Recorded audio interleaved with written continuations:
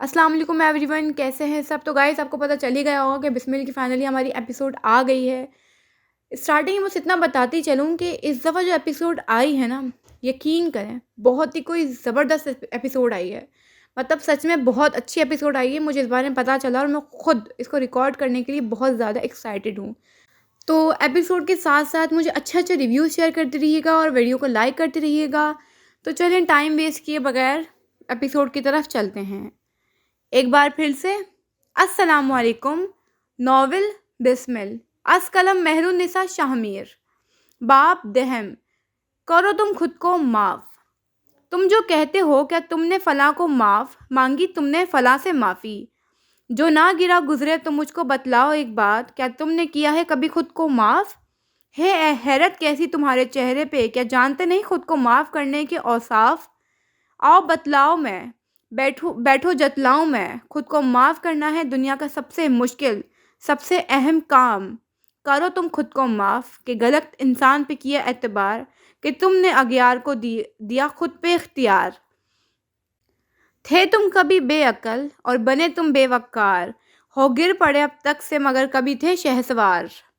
क्या है जुल्म अपनी जान जज्बात साथ, जो अगर सोचो तो तुम अपने हो अपने लिए सब बड़े कज़ाब। अजीज मन करो तुम खुद को माफ़ कि जवानी रही तुम्हारे साथ गैर इंसाफ। दोस्तों की सही बेरुखी मोहब्बतें निभा निभा कर कमर झुकी। करो तुम खुद को माफ़ था मुकद्दर में ये टूटा दिल, दर्द के माहो साल। ढिंडोरा पीटोगे कब तलक, दोगे खुद को कब तक अजाब। करो तुम खुद को माफ़ कि यही है तुम्हारे सुकून की ज़मानत, उम्मीदों के सूरज का उभरता आफताब। सफ़ेद रंग में डूबे इस आलीशान घर के अंदर की तमाम बत्तियां बुझी हुई थीं। मंजर पे लगी बत्तियों की वजह से वो घर देखने वालों पे रौब सतारी करता था। घर के अंदर आओ तो लाउंज के सोफे पे कोई औरत बैठी थी। गोद में एक कागज़ रखा था। बाल चेहरे के तराफ में गिर रहे थे। हल्की सी जर्द रोशनियों में उसका सिरापा नजर आता था। सियाह रंग के सिल्क नाइट सूट में मलबूस नाक की बाली उस पहर दमक रही थी। उसकी आंखों के आगे मनाजिर टूटे बिखरे थे। सुनहरी आंखों वाली लड़की के साथ माजी का सफ़र तय करो तो कहानी अपने औराक पलटकर वक्त की दबीज तहों में लिपटे कई मदाफन राज खुलने को बेताब थी। ये उन दिनों का जिक्र है जब मीरा की यूनिवर्सिटी ख़त्म हो गई थी और उन दिनों वो जॉब की तलाश में थी। ये वही दिन थे जब कैसम को वक्त लगने लगा था और कम्बीर ख़ानदान के बिगड़े मामलात बिला आखिर डिगर पे आने लगे थे। मंजर एक कैफ़े का है। अंग्रेज़ी तर्ज से बने इस कैफ़े की दीवारों पर मुख्तलिफ पेंटिंग सजी थीं। ख्वाबनाक से माहौल में दो नफूस की तरफ आओ तो मीरा सरवर कम्बीर के साथ मोहिब मलिक बैठा था। मीरा के चेहरे के आगे मोबाइल था और चेहरा सफ़ेद पड़ रहा था। मोहिब मलिक की आंखों में महजूज कुन सा तासुर था। मीरा के कंधे से झांक कर स्क्रीन देखो तो वहाँ एक मंजर था। फार्म हाउस के लॉन में कई लड़के लड़कियां हाथों में ग्लास लिए खड़े थे। इन्हीं में से एक मीरा कम्बीर भी थी, जिसे वेटर एक गिलास थमा रहा था। मीरा ने मुस्कुराते हुए सॉफ्ट ड्रिंक का ग्लास ले लिया, हाथ से कंधे तक आते छोटे बालों को पीछे किया और सामने से आते मोहिब को देखा। कुछ अरसा हुआ था कि वो मोहिब से दूर रहने लगी थी। उसके प्रपोज करने, मीरा के इनकार करने के बाद कुछ था जो उसके दरमियान आ गया था। वो मीरा के करीब आकर रुका तो दोनों के दरमियान ऑकवर्ड सी खामोशी आ गई। मैं ना समझता हूँ मीरा, काफ़ी देर बाद मोहिब ने बात का आगाज़ किया। हमारे दरमियान अगर कुछ होगा तो तुम्हारी रजामंदी से, और अगर नहीं तो ये दुनिया ख़त्म हो जाने वाली बात नहीं। मीरा ने उसकी आंखों में देखा। क्या वो सच कह रहा था? मैं जज्बात का इजहार कर देने वाला इंसान हूँ। तुम्हारे लिए दिल में जो था कह दिया, तुमने इनकार कर दिया, अब मूव ऑन। वो हल्के फुल्के लहजे में कह रहा था। तुम अच्छे हो मोहिब, बहुत अच्छे, लेकिन मैं एक बुरे फेज़ में हूँ। दुनिया में मेरे लिए अगर कोई सबसे ज़्यादा अहमियत रखता है तो वो मेरे दोनों भाई हैं। मेरे ख़ानदान के मुतालिक तुम जानते हो, हम एक ट्रेजेडी से गुजरे हैं और अब जब सब सही हो रहा है तो मैं उन्हें अकेला नहीं छोड़ सकती। तुम समझ रहे हो ना? मुहिब ने सर हिला दिया और मीरा को देखकर हल्का सा मुस्कुरा दिया। मीरा के दिल से बोझ उतरने लगा। उसके बाद उसने मुहिब के हाथ से गिलास लिया था। इसके बाद वो चंद पल उसके साथ खड़ी रही। आगे से उसे कुछ याद नहीं आ सका और अब हाल में वो चेहरे पे दहशत लिए स्क्रीन को तक रही थी। उसी सियाह रंग की मैक्सी में मलबूस वो होशो खर से बेगाना गाड़ी की पिछली नशिस्त पे लेटी थी और मुहिब उस पर झुका हुआ था। तस्वीर कुछ इस अंदाज से ली गई थी कि मुहिब का नीम रुख नज़र आता था मगर मीरा का पूरा चेहरा वाज़ा था। मोबाइल पर उसकी गिरफ्त ढीली पड़ी।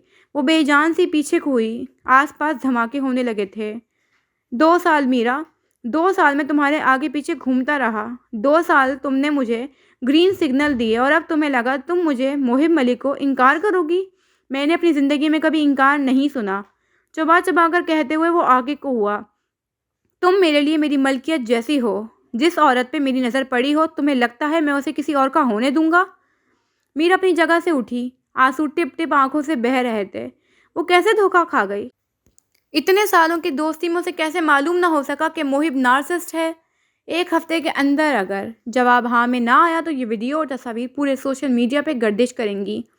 وہ بیگ میں اپنا سامان ڈال رہی تھی، سانس رک رہا تھا، دل بند ہو رہا تھا، وہ یہاں سے بھاگ جانا چاہتی تھی۔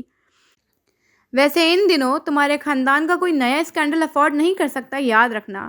وہ اسے نہیں سن رہی تھی، وہ تیز تیز قدم لیتی اس کیفے سے باہر نکل گئی۔ اسے لگا کیفے اس کا دم گھونٹ رہا تھا، مگر باہر آ کے اسے معلوم ہو اس کی گردن ایسی رسی میں جکڑی جا چکی ہے جو جگہ بدل لینے سے غائب نہیں ہو جائے گی۔ سانس اب بھی رک رہا تھا۔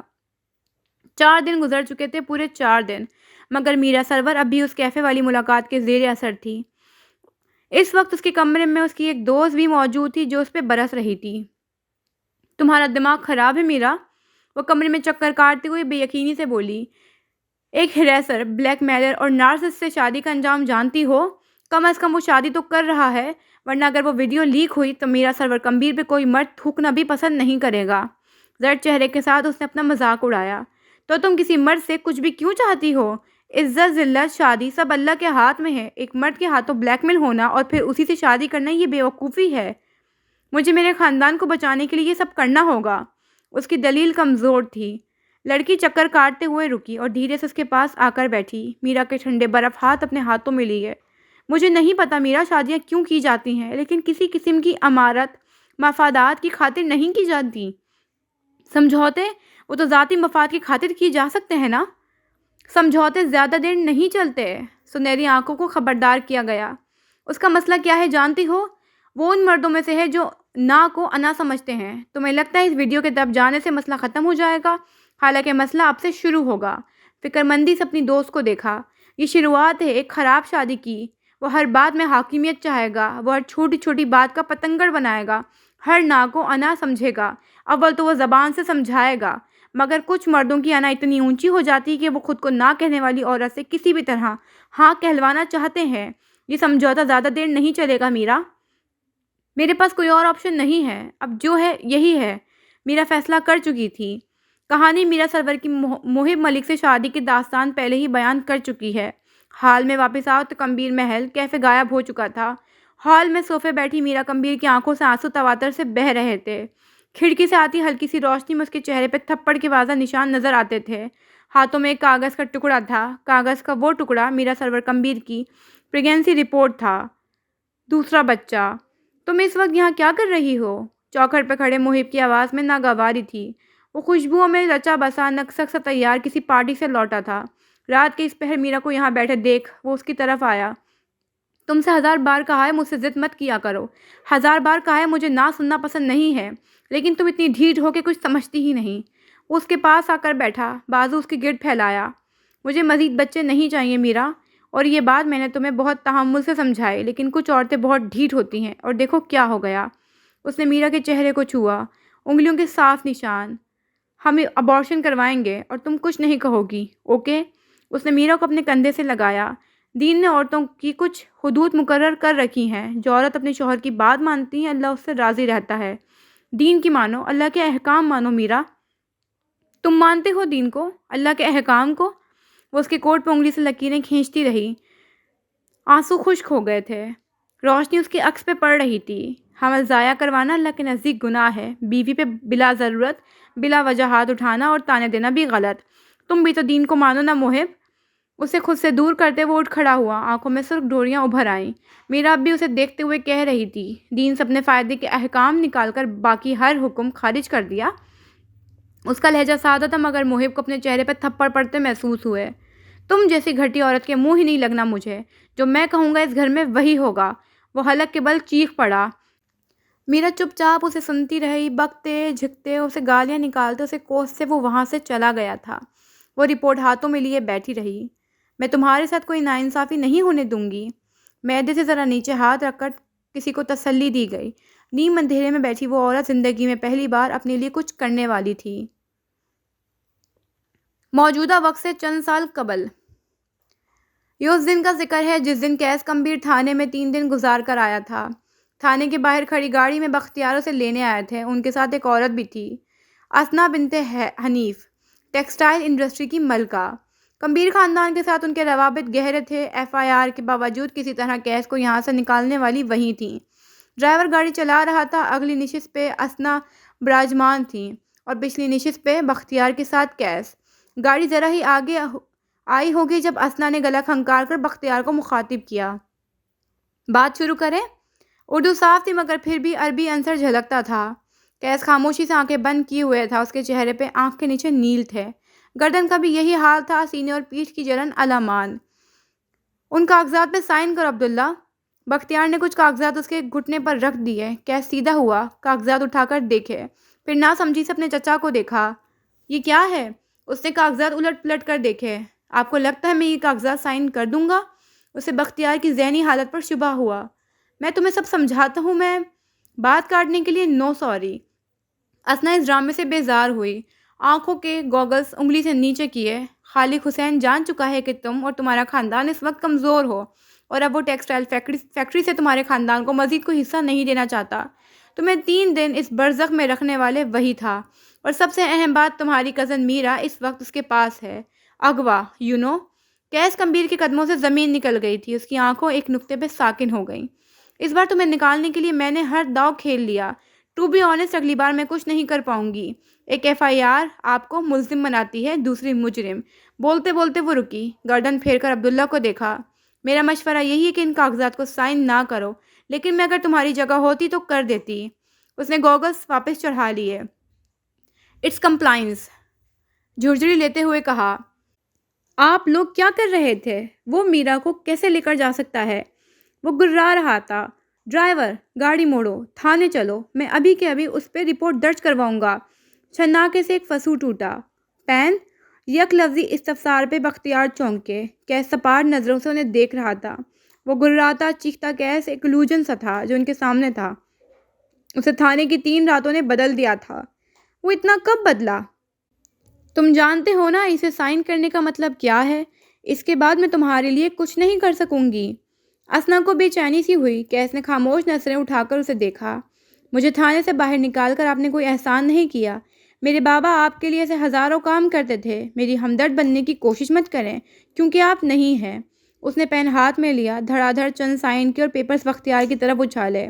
خالق حسین کو فون کر اور کہیں میرے گھر پہنچنے سے پہلے میری بہن گھر پہ ہونی چاہیے۔ آخری بات اس نے اسنا کو دیکھ کر کہی تھی۔ وہ تلملا اٹھی۔ میں تمہاری قاصد نہیں ہوں عبداللہ زمان۔ میں آپ کو اپنا قاصد رکھوں بھی نہیں۔ خالق حسین کی قاصد تو ہے نا اب؟ فون کریں، شاباش۔ اسنا نے سرخ ہوتے چہرے کے ساتھ فون اٹھایا۔ اسی پل قیس نے ڈرائیور کو ہدایت دی، گاڑی روکو۔ بختیار چپ چاپ اسے دیکھتے رہے۔ وہ بدل چکا تھا۔ ڈرائیور نے ایک طرف گاڑی روک دی۔ قیس اپنی جگہ سے اٹھ کر باہر آیا۔ اسنا کی جانب سے دروازہ کھولا۔ سگنل نہیں آ رہے ہوں گے، ہے نا؟ آپ باہر نکل کر کال کریں۔ اسنا نے ایک نظر اسے دیکھا، پھر پیچھے مڑ کر بختیار کو۔ وہ آنکھیں چرا گئے۔ تم جانتے ہو تم کیا کر رہے ہو؟ حد تک سے اس کے کان سرخ ہو گئے۔ وہ چھٹانگ بھر کا لڑکا اسنا بنت حنیف کی بے عزتی کر رہا تھا۔ باہر آئے محترمہ، 2 مردوں کے ہوتے ہوئے فرنٹ سیٹ پہ اچھی نہیں لگ رہی ہیں آپ۔ یہ اس کا اصل تھا، عورتیں اس کے لیے یہی اہمیت رکھتی تھیں۔ اسنا نے بہت کچھ ضبط کیا اور نیچے اتر آئی۔ عبداللہ زمان اپنی جگہ پر آ کر بیٹھا، گردن کڑا لی، آنکھوں میں رعونت ابھرائی اور ڈرائیور کو گاڑی آگے بڑھانے کو کہا۔ وہ متذبذب ہوا مگر عبداللہ کی ایک نظر لوگوں کے جمے ہوئے خوف کو پگھلا دیتی تھی۔ اگلے چند پلوں میں وہ ایک بار پھر گاڑی کی سیٹ سے ٹیک لگائے آنکھیں موندے ہوئے تھا۔ پھر کچھ لمحے سلو موشن میں گزرے۔ وہ گھر کے اندر داخل ہوا تھا۔ میرا سامنے ہی مقصود کے ساتھ لگ کر کھڑی تھی۔ رونے سے اس کی حالت ابتر ہو چکی تھی۔ پھر قیس نے اسے اپنے گلے سے لگتے دیکھا۔ وہ روتے ہوئے بہت کچھ بتا رہی تھی۔ وہ سنتا رہا۔ مقصود اس پہ چیخ رہے تھے۔ وہ سر جھکائے سنتا رہا۔ پھر اس نے خود کو شکستہ قدم لیتے اپنے کمرے کی طرف جاتے دیکھا۔ کمرے کی ایک طرف بنے باتھ روم میں آ کر اس نے جوتے اتارے، گلے میں پہنی چین انگوٹھی اتار کر پھینک دی اور شاور کھول دیا۔ باتھ ٹب بھرتا چلا گیا۔ پھر قیس کمبیر نے اپنے پیر اس میں بھرے ہوئے ٹب میں رکھے۔ شٹراب کی آواز آئی۔ پانی اس کی کمر تک آ رہا تھا۔ بیٹھے بیٹھے اس نے خود کو پیچھے کی طرف گرا دیا۔ شرٹ پانی سے پھڑ پڑائی اور پھر شانت ہو گئی۔ گھنگریالے بال پانی میں تیر رہے تھے، وہ آنکھیں بند کیے سانس روکے پانی کے اندر تھا۔ چند سیکنڈ سکون رہا۔ چند سیکنڈ کے بعد وہ اٹھ بیٹھا تھا۔ وہ بری طرح کھانسنے لگا تھا۔ چہرے پہ پانی کے ساتھ آنسوؤں کے قطرے بھی گرے۔ دونوں ہاتھ پانی میں مارتے ہوئے وہ پوری قوت سے چیخ رہا تھا۔ آنکھوں سے آنسو بہہ رہے تھے، زخموں سے خون رسنے لگا تھا اور وہ رو رہا تھا۔